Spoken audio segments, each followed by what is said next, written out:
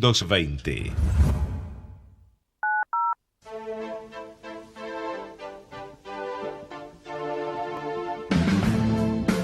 Al derecho y al revés. Las dos caras de la realidad. El yin y el yang de los temas actuales.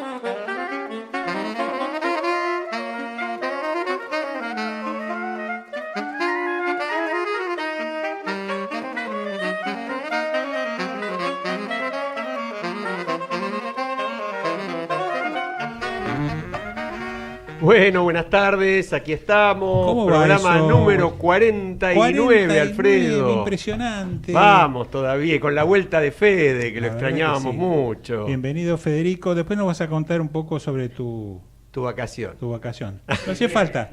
Breve, está bien, breve, pero algo nos vas a contar. Le agradecemos a Gerardo, Además, hoy temprano, el para... color que trae. Sí, el color de Fede Impresionante, terrible, que es se una asome a la maravilla cámara, tremendo color.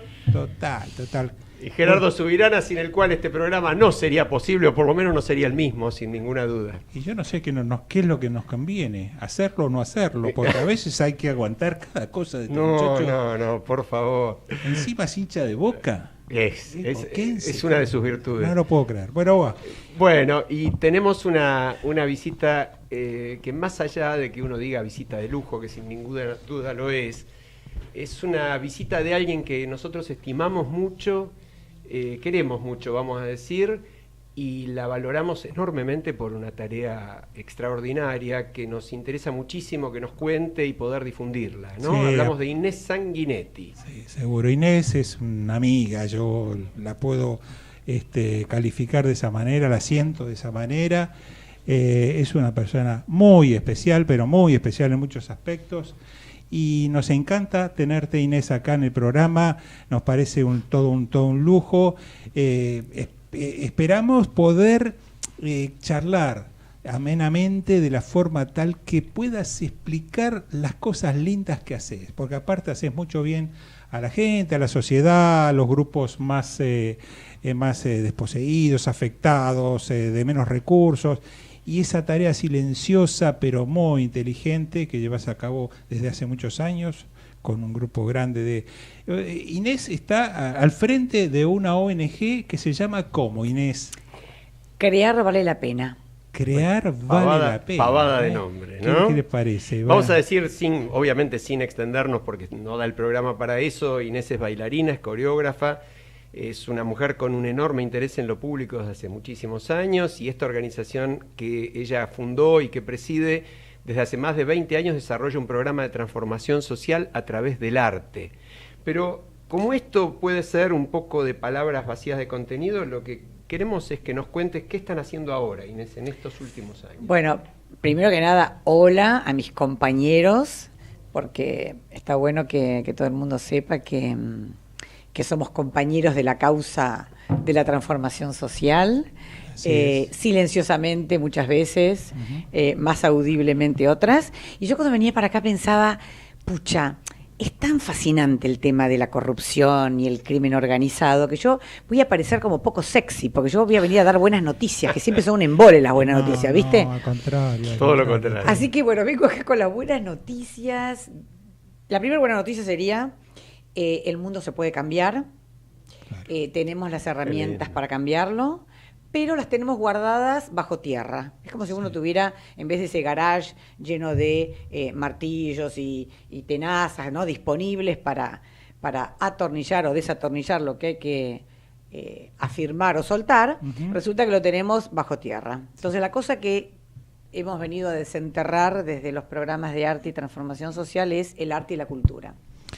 Y hay que animarse, ¿no?, a mezclar el arte y la cultura con otras disciplinas, aprender del arte. Incluso muchos de nosotros que estamos acartonados, endurecidos y que nos cuesta de pronto movernos en función de determinada disciplina del arte y de la cultura, y de pronto esa gran envidia que nos surge a aquellos que pertenecemos a ese grupo duro, ¿no? que le cuesta moverse, esa envidia de tener la flexibilidad de alguien que arma coreografías, ¿cómo se dice? Coreografías interesantes, lindas, aplicadas a distintas disciplinas, ¿no? En donde quizás la combinación de distintos factores, como alguna vez lo hemos hecho contigo y con tu ONG, podés hasta combinar cosas como que bueno, de pronto representar el lavado de dinero y la problemática del lavado a través del arte. Y la gente se pone a imaginar, ¿es posible eso? Pensamos porque tenemos un cuerpo, pero el cuerpo es el lugar pecaminoso de nuestra estructura humana, ¿no es cierto? Entonces el cuerpo no piensa, el cuerpo obedece en general. Y entonces lo que tenemos, como dice Ken Robinson, es una especie de ropero con ruedas, que sería todo lo que no es nuestro cerebro, y dentro del cerebro además nuestro lóbulo frontal, porque no todas las partes del cerebro gozan del mismo prestigio. Entonces lo primero que nosotros decimos es, eso que está diciendo Alfredo es lamentablemente una responsabilidad de la modernidad. Es una responsabilidad de la modernidad. Y es una responsabilidad de los artistas, una responsabilidad de la modernidad, porque dice pienso, luego existo. Nosotros decimos pienso, luego existo, creo, luego soy, que es un temita para discutir con la modernidad. Y después los artistas, yo soy bailarina y fui enormemente feliz mientras que bailaba profesionalmente en el mundo de la danza moderna. Los artistas del llamado mundo de las bellas artes o de las artes académicas o aún del arte independiente, nos apropiamos de eso en nuestra condición de únicos propietarios. Claro. Y nos metemos en esas lógicas de mercado, que es quién es dueño y quién tiene más. Es decir, quién baila y los que ven al que baila. Los que bailan y los que ven al que bailan. Los que bailan y entienden de lo que se baila, y los que no entienden se tienen que callar la boca, ¿no? Claro. El creador y el obediente bailarín. Y nosotros discutimos eso claramente. Esto no ha sido siempre así. El mundo medieval comparte muchísimo con el mundo del que podemos llamar arte de base comunitaria o el arte popular, que es ancestral.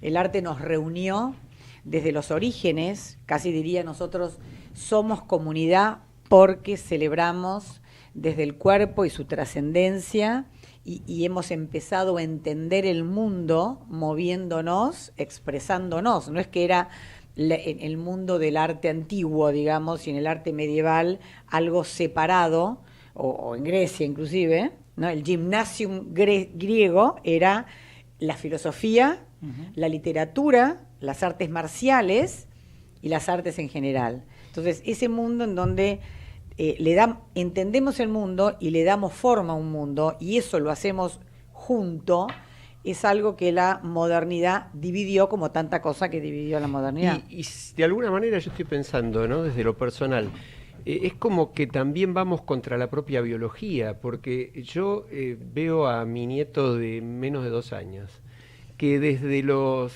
meses escuchaba música y bailaba casi naturalmente. Cierto, los padres se lo fomentaron fuertemente, pero es como muy natural en los chicos. Es absolutamente natural. Un bebé, si vos pones música, va a hacer el pulso. Tal cual. Y va a moverse. Tal cual.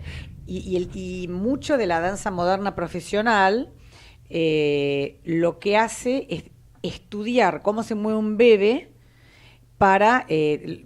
una técnica para decir que se llama flying low, suponete, y el contact dance, investigan el espacio circular del feto y el espacio circular que todavía prevalece en el mundo como el niño indaga el espacio, descubren una danza circular de colaboración de cuerpos que no solamente es una estética determinada, sino que es una ética determinada que funda la creación colectiva. Es decir, Esto que estamos haciendo nosotros, para no marear a los pobres oyentes, que lo que le estamos diciendo, señor y señora, bailen, si bailen lo que les cante. El arte es un derecho. Bailarín es el que baila, músico es el que toca, cantante es el que canta. El arte es una necesidad básica que hay que satisfacer para ser personas. Y yo te quiero preguntar, porque sí quiero ir a un tema concreto, entornos creativos, arte y aprendizaje para la inclusión. Suena muy bien, es un programa... ¿Suena bien? Del Estado Nacional. Es un programa del Estado Nacional. Pero ustedes lo vienen trayendo desde bastante atrás. Contanos un poco en qué consiste, qué hacen con los chicos. Este programa tiene algunas buenas noticias. ¿Vieron que les dije que les iba a tirar buenas noticias? Sí. Bueno, hay algo que es lo público, que tiene mucho que ver con este programa, de lo cual debemos apropiarnos ciudadanos que no estamos en el gobierno, con ciudadanos que estamos en el gobierno. Este programa lo primero que hace es generar una alianza entre lo público comunitario y lo público gubernamental como única manera de producir los cambios que desafían fuertemente a la Argentina. Esto es que el 30% de la población adulta y el 50% de la población juvenil están bajo la línea de pobreza y que estamos sumidos en una naturalización de las culturas de ilegalidad que recorre todos los sectores sociales de nuestra sociedad. Entonces, este programa es el Estado Nacional, el Ministerio de la Cultura, primero, reconociendo que hay determinado saber en prácticas de base comunitaria, como crear vale la pena, y diciendo, hagamos un programa que de alguna manera haga un aporte desde el arte y la cultura a mejorar la educación y la convivencia en los territorios con mayores problemas de convivencia en el territorio nacional. ¿Y cómo lo bajan eso a la realidad? Porque así suena muy lindo. Pero ¿cómo es? Y el que está del otro lado dice, che, cuántos versos, qué lindas palabras, pero ¿cómo eso? Exacto, ¿cómo es la receta que uno dice, bueno, son 2 huevos o 3? ¿Lleva batido o no? Les tiro entonces la receta de cómo va. Miren, estamos muy angustiados por todo lo que no tenemos, pero tenemos poca mirada sobre lo que sí tenemos. Entonces, ¿qué es lo que pone en marcha de lo que tenemos este programa? En todo el país, desde la Puna hasta la Patagonia, desde la cordillera hasta el Océano Atlántico, en todas las provincias argentinas hay organizaciones socioculturales, en los barrios de base comunitaria, que están desde el arte y la cultura proveyendo soluciones a los problemas de mejorar la calidad educativa y mejorar la integración social. Esto pasa en todo el país. Crear vale la pena es una de esas prácticas, pero ¿qué tiene de particular Crear vale la pena? Que nosotros dijimos, vamos a dejar de hacer como si fuéramos una sola organización y vamos a hacer reconociendo que esto está en todo el país. Entonces diseñamos un programa en donde en Salta, Jujuy, ahora va a ser Mendoza y San Isidro también, en Azul y en Pilar, artistas de base comunitaria de esas localidades trabajan colaborativamente con docentes de matemáticas, geografía, lengua, castellano, para, por un lado, mejorar la manera en que se da esa clase y, por el otro, mejorar el diálogo entre la comunidad y la escuela, porque la escuela tiene una crisis que no tiene que ver con que los docentes no tienen capacitación suficiente, más allá que la pueden mejorar, no tiene que ver con que la autoridad de la escuela se ha dado de baja, entonces no hay manera de organizar una clase sin que sea un quilombo, sino que la escuela expresa un problema de toda la sociedad, no de la escuela. Entonces, entornos creativos es un reconocimiento de que la escuela no va a poder sola, primero, que no tiene el problema sola la escuela, y que tampoco tiene sola la solución. Entonces estamos con esta didáctica que ponemos en manos de los docentes, trabajando con artistas de esa localidad, decimos, estamos saliendo de la idea de la escuela como único institución que distribuye el conocimiento en la sociedad, a pensar que hay diferentes aprendizajes en un entorno que tiene que trabajar junto, habilitando las competencias y habilidades que requieren nuestros jóvenes para desafiar. A ver si podemos compararlo con otro ejemplo. Sí. Nosotros, o en mi caso, que estoy más cerca del ámbito judicial, por ejemplo, estamos cansados de escuchar que si no se cambian ciertas leyes, hay determinadas cuestiones que no se modifican. yo creo, y muchos creemos, que sí, es bueno, es necesario tal vez adecuar o cambiar o modificar algunas leyes, pero con las que tenemos también se podría hacer mucho y cambiar muchas cosas y mejorar, que tienen que ver quizás con la actitud de las personas, con aunque se cumplan las mismas. Ahora, llevado esto, para no quedarnos en nuestro tema, llevado esto al ámbito tuyo, vos decís, bueno, hay que esperar que venga una nueva ley de educación, que aparezcan distintas, o se puede en la actualidad hacer tantas o muchas cosas, quizás con o sin el arte, que permitan modificar y llevar soluciones al sistema educativo. Bueno, yo creo que una de las maravillas de lo que vivimos con este programa diariamente en cada una de las escuelas de estas ciudades que les digo, es que dentro de un formato escolar que yo diría todo el mundo mira críticamente y todo el mundo lo ve como muy inamovible y difícil de mover, porque el llamado formato escolar tiene como una especie de triángulo que tiene una base que tiene que ver con el sistema administrativo de la escuela, otra cosa que tiene que ver con el sistema gremial y otra cosa que tiene que ver con los procesos de enseñanza-aprendizaje. Nosotros nos metemos con los procesos de enseñanza-aprendizaje, pero es complejo porque la estructura abarca todas estas cosas. Se puede transformar la escuela no desde la lógica de tirarle una secuoya sobre el techo y destruirla, sino más bien el viaje de la semilla, que es ¿dónde pongo yo semillas para que nazcan otras cosas, que transforme ese entorno, que ese entorno trabaje con todo lo que tiene que trabajar para que la clase sea más motivante, para que los docentes se sientan empoderados en su autoridad y en sus capacidades? Y esto que vos decís de la ley, yo pienso igual que vos, Alfredo, mira, no es tanto el problema de las leyes que nos faltan, sino del apalancamiento entre participación ciudadana y ley. Es decir, hay una ley que ya se instaló, que es la Ley de Educación, que estableció la obligatoriedad, por ejemplo, de la escuela secundaria. Es una conquista brutal de la República Argentina y hay un campo de libertad en la manera en que el docente puede dar la clase, que normalmente lo que nosotros miramos es que el docente no toma toda esa libertad que tiene. Y es más, el miedo al espacio de la libertad y el miedo a ser disruptivo, no porque te castiguen realmente, sino porque somos subjetividades obedientes y estamos pidiendo mucho más permisos que los que tenemos que pedir. Entonces, hoy en día podemos decir que se puede transformar la escuela poniéndose al servicio de la escuela y encontrando que los docentes son muy amigables a las transformaciones, si es que las transformaciones no se las enchufamos como una secuoya que le tiramos arriba del techo. Ahora, en lo práctico, porque vos me estás diciendo que los entornos creativos, el programa de entornos creativos funciona, por ejemplo, también con profesores de matemáticas. Obvio. ¿Y esto en la práctica cómo se hace? En la práctica se hace así. Vos de repente tenés que estudiar, qué sé yo, triángulos equiláteros, ¿no? E isósceles, y bueno, y por ahí el artista te dice, mira, antes de que vos expliques exactamente qué es y cómo lo mido y cómo lo categorizo, yo te voy a cruzar a 40 centímetros del piso una serie de elásticos y vamos a entrar reptando y vamos a empezar a reconocer todas esas formas que vos después le vas a poner un significado.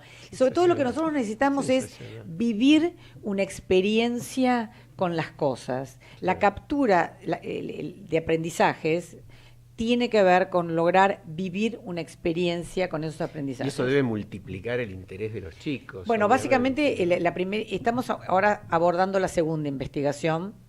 La primera investigación dijo, la motivación en el aula se transforma radicalmente y el artista no tiene que saber de triángulo isósceles ni quelato, se va a enterar con el docente. El artista no se mete a desplazar al docente. No es el que sabe de los contenidos académicos. De lo que sabe es de preparar el medio para el aprendizaje. ¿Viste? Porque de eso sabe el arte. Una cosa es leer Romeo y Julieta y otra cosa es que yo lo convierta en una coreografía. ¿Sí? Ahora, vos sos coreógrafa y bailarina. Este tipo de programas ¿también conducen a llevar a los chicos hacia el terreno, por ejemplo, de la danza o del arte en paralelo? ¿O? Sí, pero no estamos nosotros buscando eso. Ajá. Cuando nosotros contratamos al equipo de artistas que llamamos vinculantes de Salta, de Jujuy, de Azul, de lo que sea, de las localidades, le decimos, mira, no te estamos invitando a que vengas a hacer una obra de teatro en el colegio para el 9 de julio, ¿viste? Estamos pidiéndote que vos, tus capacidades dramatúrgicas, tu capacidad de moverte, tu capacidad de generar ritmos, tu capacidad de involucrar el cuerpo y la imaginación, las pongas al servicio de los contenidos académicos de este docente o de los problemas de convivencia que este docente te plantee. Entonces es a medida del requerimiento del docente. Los docentes están agotados de que el Estado juegue y practique con programas piloto. Tienen 250.000 programas piloto a los cuales tienen que responder, que les aumenta la obligación de planificar, de producir resultados, de revisar, sistematizar, de revisar, justo tenía la programación hecha, le cae. No, nosotros decimos, ¿en qué te ayudamos? ¿Sí? Claro. Y hay buena respuesta. Es decir, porque algo charlábamos antes de empezar el programa, uno podría tener la idea rápidamente de decir, y los docentes hoy colaborarán con esto, se pondrán un poco enfrente y decir qué me venís a cambiar, qué significa. Inés, parte de de la gente que integra la organización Crear Vale la Pena, ¿es gente que pasó por la etapa de aprendizaje o por alguna de las etapas anteriores y que dijo, bueno, yo me engancho, que haya demostrado haber sido un exponente sin querer o sin saberlo, de pronto sobresaliente, y que con el tiempo se sumó a la idea de ustedes? ¿Cómo integraron el grupo? Mira, hay muchas personas sobresalientes en Crear Vale la Pena. Igual está divina tu pregunta, Alfredo, porque yo no te voy a mencionar los sobresalientes que entonces triunfaron en el Teatro Colón, o los sobresalientes que son estrellas de la televisión. Sobresaliente es Daniel Cerezo, que es un pianista que tiene hoy en día una empresa social que forma agentes transformadores y que como en la cúspide de su ser sobresaliente, no está que está formando trabajadores sociales en villas del conurbano, que lo está haciendo, y de la Ciudad de Buenos Aires. Lo más sobresaliente que está formando a la línea directiva de Molinos Río de la Plata. Pará, ¿quién fue al comienzo Daniel Cerezo y quién es hoy? Daniel Cerezo era un joven del barrio del Bajo de Bulón, un barrio obrero, precarizado, llamemos, con serios problemas de sobrevivencia, con una situación de pobreza muy, muy concreta, con problemas para morfar, o sea. Y Daniel Cerezo hace un tiempo escribió un artículo muy lindo sobre por qué él era feliz como alumno en Crear Vale la Pena. Después de alumno se convirtió en maestro de piano, después se convirtió en dirigente de la organización y después ha superado ampliamente a Crear Vale la Pena. Daniel decía, a mí me gusta venir acá porque no me llaman ni por el choripán, ni me suben un bondi, ni me dicen que tengo que aprender plomería. ¿Está? Sin embargo, hay muchos bailarines que son plomeros y pintores geniales, y nosotros más bien buscamos ponernos al servicio de esas historias de vida. Romina Sosa es la coordinadora del Centro Cultural Comunitario de Crear Vale la Pena, es una bailarina eximia. Yo hice 4 giras a Europa con bailarines y músicos de Crear Vale la Pena, y esta es la segunda gira que van a hacer los grupos de Crear Vale la Pena, pero esta vez lo hacen solos, es decir, se van 8 jóvenes que viven en el barrio de La Cava, que son bailarines y músicos, Mirá, a hacer una gira por Alemania y Austria solos, y van a bailar en pequeños teatros, pero sobre todo lo más interesante es que van a llevar este enfoque didáctico y metodológico a escuelas de Alemania y Austria. pero antes de pasar a otros temas que nos interesan como ejemplos prácticos de la realidad, contanos hasta dónde llegó Daniel Cerezo. Porque nos falta una parte, ¿no? Y Daniel Cerezo fundó una organización que se llama Creer Hacer, que él dijo, yo no quiero ser una ONG, yo me quiero meter a morder el hueso de la cosa que es las empresas, el mundo empresario. A ver. Él hoy es una figura con liderazgo en el mundo empresario. La financiación de los programas de Daniel Cerezo es básicamente proveniente de empresas privadas. ¿Qué cargo llegó a ocupar en las empresas? Él fue gerente de felicidad. Escuchen esto. Gerente de Repetilo, por favor. Él tuvo el coraje. No entiendo. Tuvo el coraje y además fue muy castigado por eso. Yo quiero decir esto porque Daniel, que siempre fue justamente disruptivo, la palabra felicidad es una palabra profundamente disruptiva. Entonces, este mundo progre que tenemos entre los argentinos es de la misma calaña en muchos momentos que el mundo de la derecha recalcitrante, ¿no? Entonces, el mundo recalcitrante progre lo llamó estúpido, porque cómo llamar gerente de la felicidad a la administración del talento en una empresa dentro del sistema capitalista y todas esas gansadas que nos encanta decir y multiplicar. Bueno, él también dijo, para mí, trabajar adentro de una empresa, dentro de esa gerencia de felicidad, también es un límite. Yo quiero ir por más. Entonces ahora lo que tiene es una empresa que es una SRL, digamos, es una .com, pero que el directorio y los dueños de este emprendimiento tienen la misión de transformar la sociedad. Esto es lo que es conmovedor. Y eso hace que entonces ellos, que son los que determinan cuánto gana quién y quién gana y cómo se organiza el trabajo, están instalando lógicas en donde la distancia entre el que más gana y el que menos gana no tiene nada que ver con las distancias que registramos en los mercados, en donde esa brecha tiende a crecer.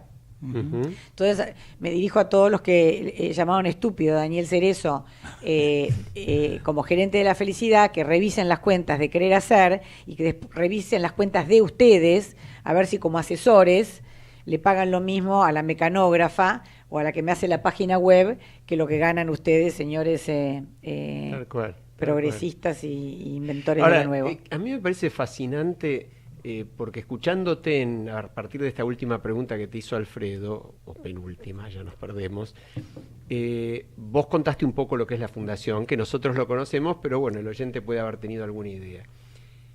Y desde ese lugar, que era por ahí, diríamos, mucho más confortable para vos, además como bailarina, coreógrafa, como una mujer del arte, era mucho más lindo salir de gira con esos bailarines que vas proyectando casi de la nada y dándoles la oportunidad y generando estas posibilidades nuevas, que ir a hacer el trabajo del Triángulo Isósceles en el aula, con los entornos creativos. Exacto. Entonces, pero sí, el impacto obviamente a nivel social y público es muchísimo mayor en un programa de estas características, que por lo que yo recuerdo alcanzó ya más de 45.000 chicos.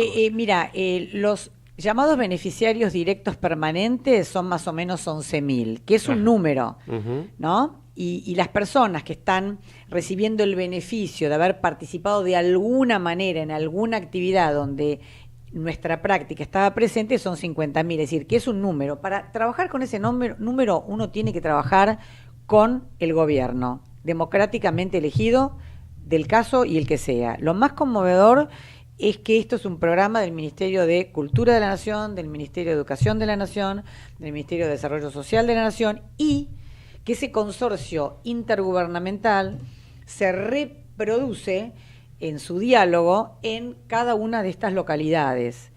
Entonces, esto es lo que es más desafiante. Y justamente, igual que le pasa a Daniel Cerezo, también hay muchas personas diciendo, ¿viste la estúpida de Inés, que era una bailarina tan talentosa? Ahora está media deprimida y está bailando en las villas. Después otro dijo, che, ¿viste qué bueno lo que hacen las villas? Ahora está media deprimida y pactó con el gobierno, ¿viste? Entonces siempre hay alguien diciendo algo áspero. Entonces yo digo, obedezcamos a la lógica de crecimiento de la langosta, que se rasca el caparazón contra la piedra para poder cambiar de piel, o de la serpiente. Entonces no se trata de que estemos cómodos, porque no hay nada más urgente que la existencia de las personas que necesitan que nosotros nos transformemos. Y esa es la agenda del 41% de nuestros jóvenes en situación de pobreza, y para que dar vuelta a esa agenda vamos a trabajar con este gobierno si sigue, ojalá podamos seguir haciendo el programa que estamos haciendo. Agradecemos que el gobierno tome el desafío de trabajar con nosotros, que somos unos hinchapelotas, y nosotros bienvenimos trabajar con ellos, que requiere muchas tramitaciones y adaptaciones, pero que el resultado es este logro. Ahora, y el efecto multiplicador, ¿cómo haces para que esto crezca, para que esto llegue a más? Vos hablabas algo, nos contabas algo sobre el tema local, la importancia del desarrollo local. Exacto, este programa tiene el 80% de su actividad, acción y entonces presupuesto en las localidades donde trabaja. La unidad ejecutora, que representa que vale la pena, es muy pequeña, es decir, que si estamos en Salta, estamos con los artistas salteños, y es la línea intergubernamental de Salta la que monitorea, controla, convoca. Entonces, nuestra idea es tratar de instalar un entorno creativo en cada una de las provincias del país para que la escala de este programa, porque si nosotros decimos que en una escuela está mejorando la calidad educativa y radicalmente y dramáticamente mejorando el bienestar, porque mejora la convivencia, tiene que pasar en todas las escuelas que podamos, públicas principalmente, pero ¿por qué no también privadas? ¿Por qué no privadas? Tal cual. Entonces, eso, la escala, nosotros creemos que es una producción local. Siempre se cree que escalar es una dimensión que solo maneja el panóptico de la mirada global. La escala de Mendoza la tiene que pensar Mendoza, la escala de Tucumán la tiene que pensar Tucumán. Ahora, ¿qué va a hacer la unidad ejecutora con los ministerios globales? Va a armar la red inteligente para que cuando se piense la escala de Mendoza y la escala de Tucumán se piensen juntas y en diálogo, para poder sostener el campo común y las particularidades, es decir, el campo común que los va a hacer fuerte y las particularidades que lo va a dejar vivo. Porque en general la ausencia de particularidades sovietiza la cosa, mata la lección aprendida y la uniforma. Si es solo particular, no hay acción global.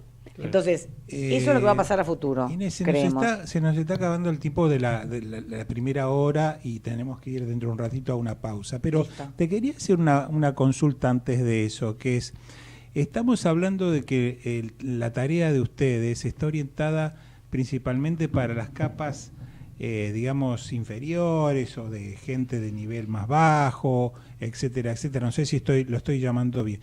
¿Les tocó o les toca en algunos casos dirigirlo a niveles gerenciales o a niveles dirigentes?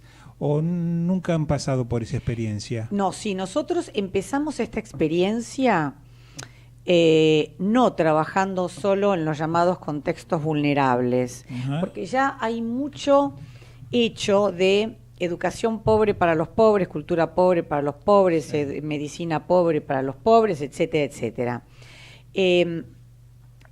La pobreza de la que hablamos en este programa, que es la incapacidad de innovar, que es la incapacidad de poner las emociones en juego, la capacidad de entender que ya el Banco Interamericano de Desarrollo y la OIT dicen que las competencias y habilidades socioemocionales son lo primero que mira una empresa, entonces dejémonos de joder con la innovación, ya lo dicen ellos, no es para descubrir la pólvora.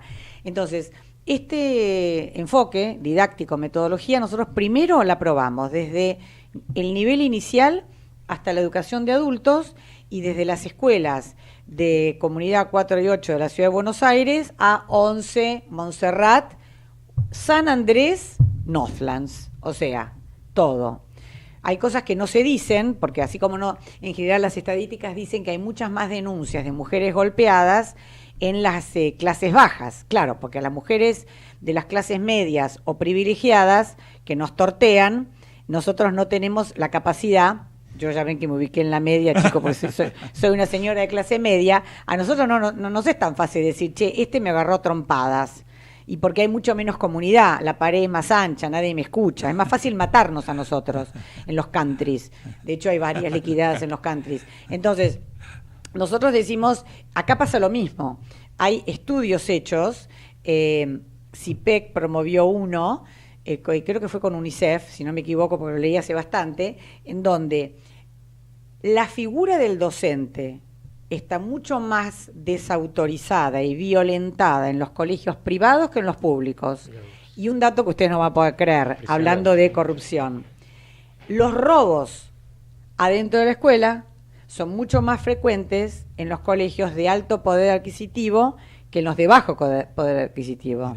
Bueno, ya tenemos que ir a la pausa sí o sí, pero ya la comprometemos a Inés para seguir charlando del tema, seguro, ciertamente. Del tema y de cómo de relacionar otros todo temas. esto con lo que nuestro programa intenta transmitir, tal porque cual. me parece que hay mucho para coordinar, para mezclar y para ver qué producto sale de todo eso, porque me parece que esto de unir el arte con el resto de las disciplinas que son duras, si se quiere, serias o seriotas y difíciles de digerir en el día a día y que nos complican y que tienen que ver con cosas no tan agradables que vemos en los noticieros casi permanentemente, esto nos puede ayudar y nos puede ayudar mucho. Es así. Así que gracias por estar, quédate en el programa para opinar en el resto de los temas que vamos a tratar en esta segunda parte. Y vamos a la pausa. Bueno, gracias. Ecomedios.com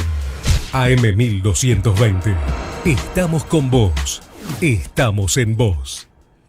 Descarga gratis de tu celular la aplicación Ecomedios. Podés escucharnos en vivo, informarte con las últimas noticias y entrevistas en audio y video. Búscala y bajate la aplicación Ecomedios.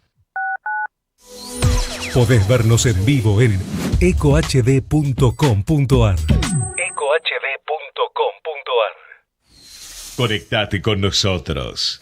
Contestador 5 254 2353.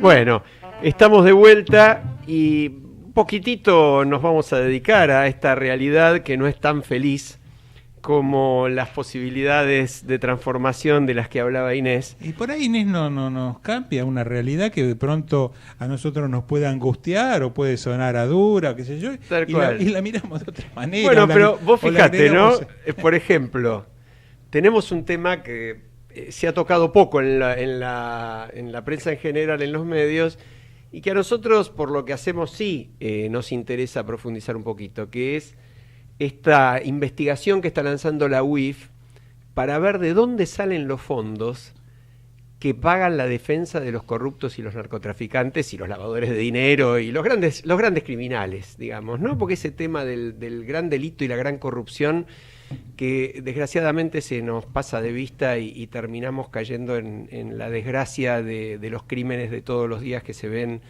mucho más en la televisión. Y ahí va a ser difícil resolverlo bailando el tema, pero por ahí bailan un poco nuestros colegas profesionales. Dicho en dos palabras, la UIF es el organismo que controla el lavado de dinero, les está pidiendo a los abogados, a los grandes estudios que defienden a estos responsables de los delitos blancos, de los grandes delitos de guante blanco, que expliquen cuánto les pagan sus clientes para inmediatamente averiguar de dónde sacaron la plata sus clientes. Entonces, nunca se ha ido contra esto, y yo creo que no es un tema menor, porque la verdad es que este es un país donde si uno tiene plata para pagar buenos abogados, es muy difícil que le vaya mal. Lo hemos dicho muchas veces. No sé qué te parece, Alfredo. Me parece que en principio esa lógica está cambiando un poco, es decir, está bien, es importante o es mucho más probable que teniendo un buen equipo de profesionales detrás, una persona sospechada o juzgada desde el punto de vista criminal tenga más chance, evidentemente, de zafar, como diríamos en la jerga cotidiana, que otra persona que no tiene.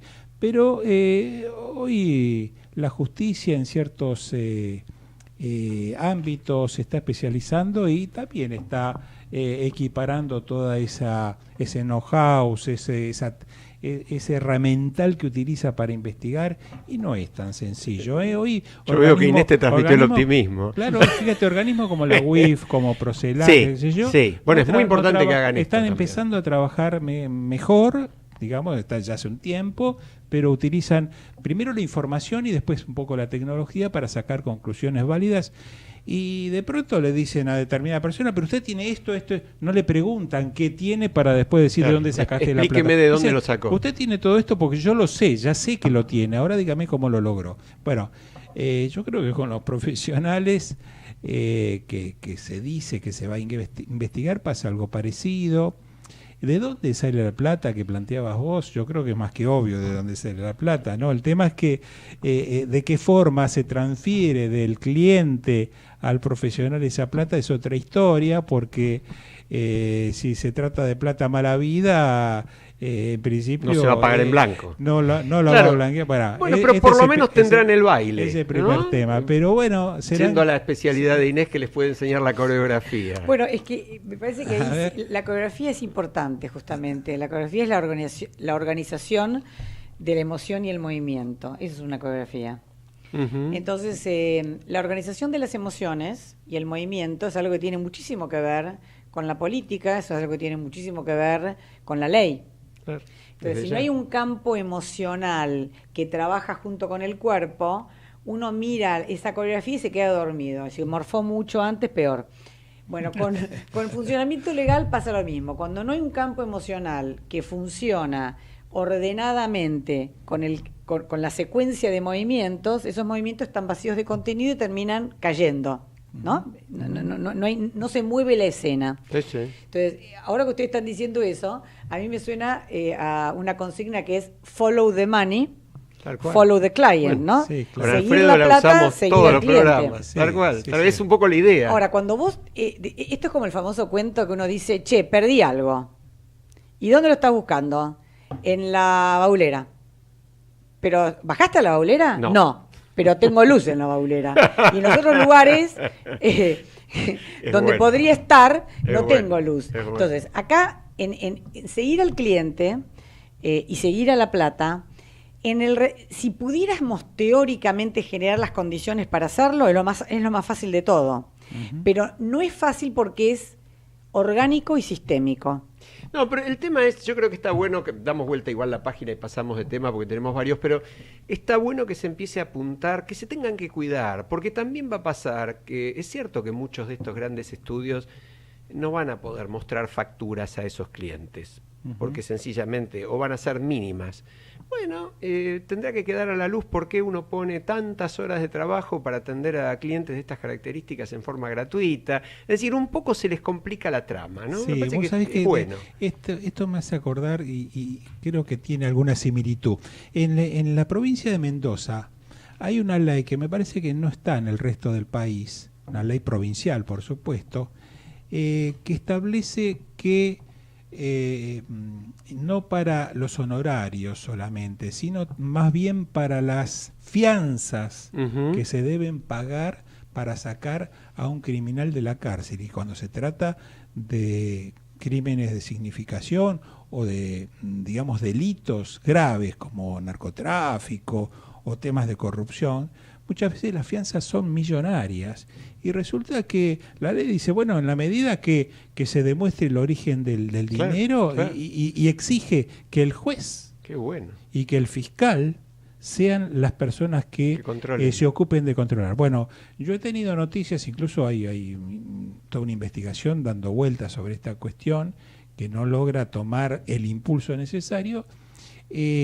para hacer que esa norma, esa ley se aplique. No la están aplicando, a pesar de que los organismos correspondientes de fiscalización y que deberían de alguna manera extender los certificados necesarios para darle ese rol de ser indemne al dinero que se utiliza para esas fianzas millonarias, lo tendría que extender la FIP o el Ministerio o la Secretaría de Hacienda. Fíjate en causas como narcotráfico, no se hace. Que siempre las tenemos, vos particularmente, como un foco de preocupación.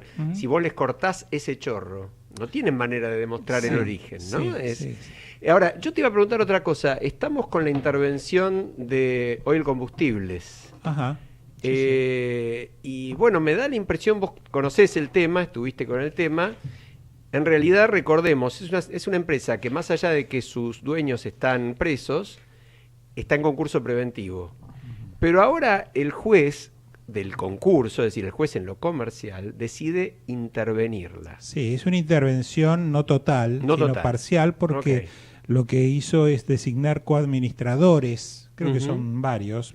Son tres. Son tres. Coadministrador, ¿qué significa? Un coadministrador quiere decir que administra junto con los administradores naturales. ¿Y por qué? Bueno, ¿por qué? Primero porque es un concurso preventivo. Vos sabés que cuando se trata de una empresa que está en concurso preventivo, no queda desapoderado, digamos, el organismo de administración de la sociedad, no se le quita la administración. Eso ocurre cuando hay una quiebra. Si la empresa quiebra, empieza a administrar o el síndico o un coadministrador, que ahí sí desplaza a los administradores naturales y se ocupa de administrar esa empresa, esa organización. Bueno, acá lo que hicieron es designar coadministradores, de estos coadministradores que van a tener que lidiar y controlar, pero bueno, ¿qué es lo que se va a intentar o qué es lo que se está pretendiendo lograr? Esta empresa estaba haciendo este grupo económico más que empresa, porque es un grupo Indalo, es de Cristóbal López y su socio famoso, que están los dos detenidos, pero que antes de eso transfirieron el manejo, digamos, no de forma muy clara, a otro grupo de personas. Resulta que, ¿qué es lo que estaban haciendo? De a poquito ese grupo de personas que se hicieron cargo de la administración, a través del cobro y la percepción, un poco lo que hablábamos antes, de altísimos honorarios, valores que superaban el millón de pesos mensuales, millones mensuales, estaban de a poquito drenando y vaciando un poco la empresa. Esa es una de las vías, y tantas otras también, porque se ven venir la noche. Pero yo leí que además no seguían sin pagar las retenciones del impuesto a los combustibles. Es una cosa que vamos a volvérselo a recordar, ¿no?, a los oyentes, ¿no? Es plata que es del Estado, que ellos cobran y tienen la obligación de rendir, ¿no? La misma razón por la cual Cristóbal López está preso es la metodología que se seguía, según lo que dice el juez del concurso, por lo menos. Tal cual. Bueno, pero volviendo a los temas de que ustedes instalan vinculados con lo educativo, ese principio que uno dice, pero ¿cómo puede ser? Si era plata del Estado. Él era un pasamanos, ¿no? La retengo, la pongo y después está tan naturalizado que el poder funciona sobre un principio que está para ser ejercido. Es decir, ¿qué es lo que está bien o lo que está mal? Lo que yo puedo hacer. Como diciendo, ¿puedo hacer esto? Entonces voy y lo hago. Entonces, está tan instalado en nuestra sociedad en muchísimos ámbitos. Yo digo, esto es para las chicas que escuchan y las señoras. Yo los escuchaba ahora de esta movida y decía, uy, mamita, esto me hace acordar a las mujeres que somos que no somos especialistas en economía, yo, por ejemplo, que nuestros exmaridos son especialistas en vaciamientos de sociedades conyugales. Tal cual. Y está tan naturalizado, viste, que es como un pase que no, firma acá, no sé qué, no, pero esto no era que era nuestro y estaba acá, no, pero ahora está Inés, y cambia de identidad. Inés, es un porcentaje no desdeñable, no prioritario, pero no desdeñable de los paraísos fiscales. Muchas de las offshore se hacen por razones familiares, básicamente para beneficiar a alguien en perjuicio de otro o para jorobar a la mujer. Entonces, no es poca cosa eso, porque justamente ahora viene que mañana es la marcha de Moyano, ¿no? Los que tenemos que ponernos en marcha en la participación para que esto pase, no son solamente el mundo empresario. Por ejemplo, las mujeres que somos víctimas de todo eso, tendríamos que estar muy atentos en la marcha anticorrupción, porque más allá de la condición social a la que pertenezcamos, nos pasa a todas. Sí, claro. Y en general, como, no sé, no le pasará, supongo, uno dice, seguro que no le pasa a ella porque es abogada o no le pasa porque es contadora. También les pasa, porque en la construcción de esa subjetividad femenina, porque si no, las mujeres, chicas, perdemos maridos. Si vos sos demasiado autónoma, si querés tomar decisiones y coadministrar, sos lo menos sexy que vi en mi vida, que te pongas en pelotas. Entonces, esta es una experiencia que tengo yo lamentablemente a mi edad. Entonces, le pasa también a las mujeres que saben de economía, porque está instalado que hay una manera de cambiar las identidades que permite que las cosas sean hechas, entonces ya no está tan mal.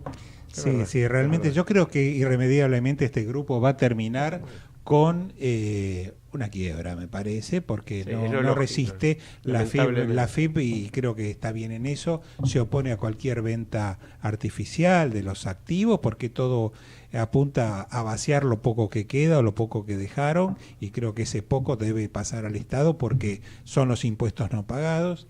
Pero también se me ocurre en este momento, después de lo que acaba de decir Inés y lo que venimos charlando en la primera parte de este programa, es decir, ¿podemos hacer, Inés, en el próximo programa, no dentro de un tiempo, en el próximo programa, una coreografía al aire? Qué desafío. Y podríamos hacer una cosa. Te dejo planteado el tema mientras aquí el amigo Alejandro nos va introduciendo en el otro tema que tenemos Sí. pendiente, pero pensalo, hagámoslo. Te digo, Bueno. busquemos cuál es la forma.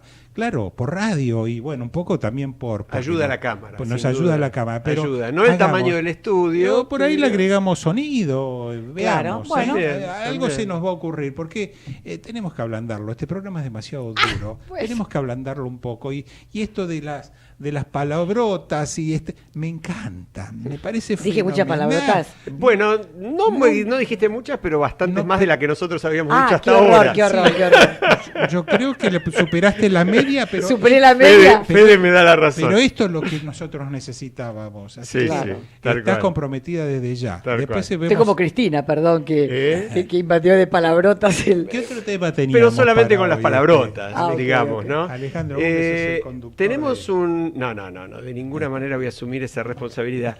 Tenemos un tema complejo porque nosotros lo planteamos así en el temario, un cierto conflicto, digamos, entre la intención y la práctica, ¿no? Estamos en un momento de un debate que lamentablemente tampoco está en los medios y debería estar. Voy a anticipar mi opinión, un muy buen proyecto de reforma de la ley de ética pública. Muy buen proyecto. Proyecto que está colgado en Justicia 2020, puede acceder cualquiera que lo quiera ver y puede participar en el debate. El problema es que ese proyecto es muy bueno, por ejemplo, por citar dos puntos claves, en materia de declaraciones juradas, quiénes son todos los funcionarios alcanzados y cuáles son todas las declaraciones que tienen que hacer y en qué términos. Es amplísimo, hasta a vos te va a dejar satisfecho cuando lo termines de analizar. Y es muy bueno, quizás no tan minucioso, pero muy bueno en materia de conflictos de intereses. Sin embargo, esos dos son los temas más complejos que tiene el gobierno hoy. Sí, Y tal acaba cual. de renunciar el subsecretario general de la Presidencia, casualmente por omitir en la declaración jurada lo que debiera haber incluido. Y hay otros funcionarios que están bajo conflictos de intereses que, con independencia de que sean actuales y reales o no lo sean, porque la verdad es que no sabemos si lo son, pero el proyecto los contempla como potenciales y como que hay que evitarlos, inclusive antes de la designación. Entonces, bueno, yo creo que estas son cosas que estaría bueno que tratáramos y que demuestran, y es una breve reflexión y te escucho a vos, pero demuestran también que algo de lo que decía Inés hay que tenerlo siempre en cuenta. Decía Perón hace muchos años que la realidad Sí. es la única verdad y parece una perogrullada, y no tiene nada de perogrullada, porque la realidad la tenemos que cambiar de a poco y la tenemos que cambiar entre todos. Y si lo que vamos a hacer cada vez que hay un gobierno es decir, la culpa de la realidad, un año o 2 años después, o 6 meses después, es toda de este gobierno, sin considerar que venimos con 20 o 30 o 50 años de una realidad muy compleja, nos equivocamos. Y si decimos, y bueno, están hace nada más que 2 años, y desdeñamos lo que no hicieron en los 2 años, también nos equivocamos. Entonces necesitamos un poco de equilibrio. Y además Perón dijo otra linda para esto, que es el hombre es bueno, pero más bueno si se lo controla. Exacto. Tal cual, Exacto. tal cual. Mira, sí, está bien lo que dijiste, yo creo que es buena.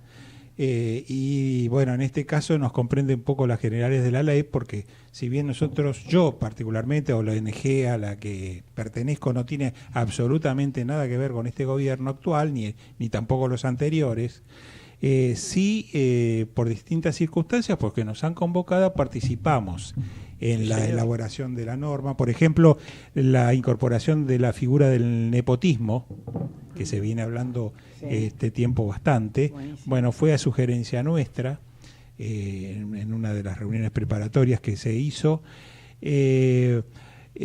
Hoy acabo de venir, hoy Ustedes tuvimos... encadenaron todo este asunto de de reducir familiares en... No a nivel gubernamental, sino en la reforma de la ley que está haciendo alusión a Alejandro, ¿no es cierto? Que está incorporado en el proyecto también, qué bueno. y bastante bien incorporado. Bien incorporado. Porque un invitado que tuvimos la semana pasada, le que pedimos... vos lo conocés muy bien también. Pachi Guibur, claro. Pachi Guibur, que es un ex magistrado de 40 o 30 y pico de años largos de experiencia judicial, que vivió el nepotismo dentro filósofo, de su fuero durante mucho tiempo, tuvimos el honor de que revise el capítulo correspondiente y que nos haga sus aportes, y nos hizo un aporte maravilloso que me pidieron de la Oficina Anticorrupción que por favor se lo hagamos llegar. Que hacérselo llegar muy bien. Y yo ahora vengo desde allá, vengo de la Oficina Anticorrupción, donde estuvimos reunidos durante 2 horas analizando principalmente el capítulo de las declaraciones juradas de los funcionarios, pero también otros temas, como por ejemplo el tema del fideicomiso ciego para determinados funcionarios, donde que se quiere incorporar.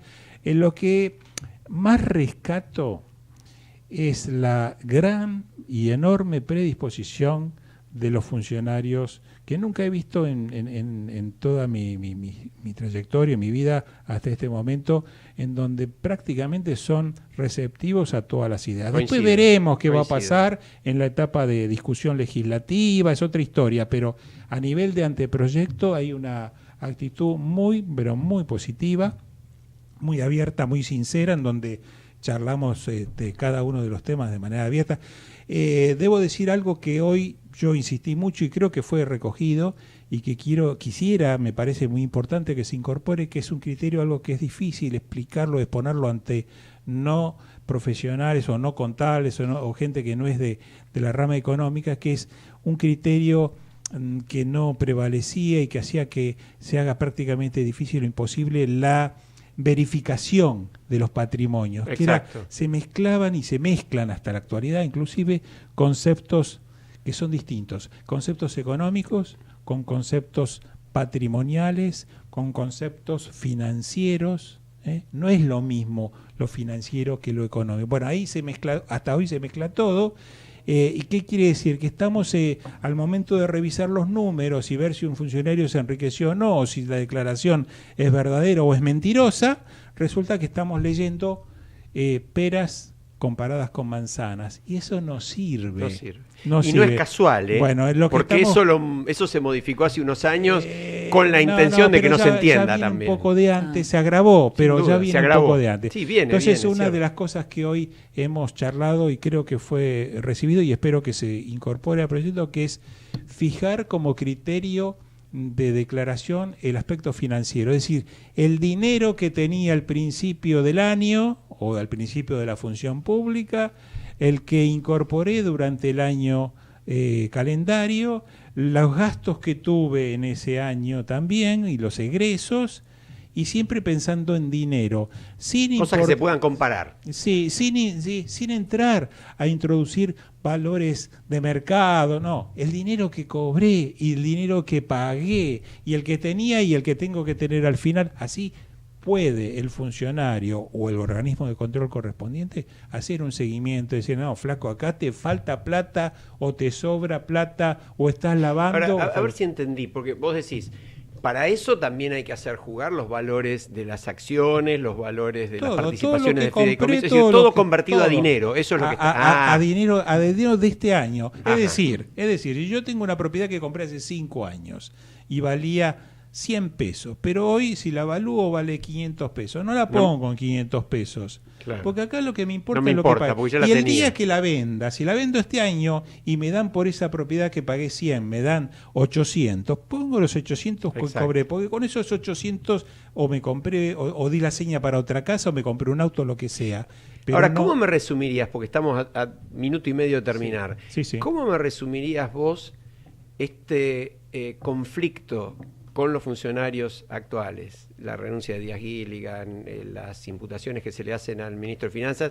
Aclaremos que ninguna de ellas tiene que ver con el manejo de fondos públicos o con haberse enriquecido en este tiempo con fondos públicos. Tiene que ver con omisiones en sus declaraciones. Sí, ¿Cómo lo ves eso? Ese caso puntual me parece muy muy evidente, ¿no? Que está bien, que es razonable que busque un argumento, decir, bueno, pero la plata no era mía, le estaba haciendo un favor a un amigo. En principio, el delito, otro quizás, pero el delito está igual. El aparecer como testaferro de otra persona no es algo admisible, y menos de un funcionario de ese nivel, un funcionario público. Así que esto realmente yo creo que se demoraron un poco, pero que le han hecho mucho bien a este gobierno presentando la renuncia y se acabó el problema. En realidad tendría que haber haber tomado la iniciativa, tal vez el presidente, y habérsela pedido y de esa manera haber ganado los puntos políticamente mucho más. Y me parece que hay un grupo de 3, 4 funcionarios que hay que tomar un poquito de medidas más estrictas. Pero lo dejamos para la semana que viene. Otro programa en donde, mientras analicemos la coreografía que nos va a traer Inés. Con la coreografía de Inés. ¿Podemos hacer una con las declaraciones juradas? Sí, por ejemplo. Imagínate, aparte, juramentos de amor y declaraciones juradas. ¿Por qué no? Federico nos hace señas desesperadas, así que saludamos y hasta la semana que viene. Gracias, un placer. Inés, Muchas gracias por venir, Inés.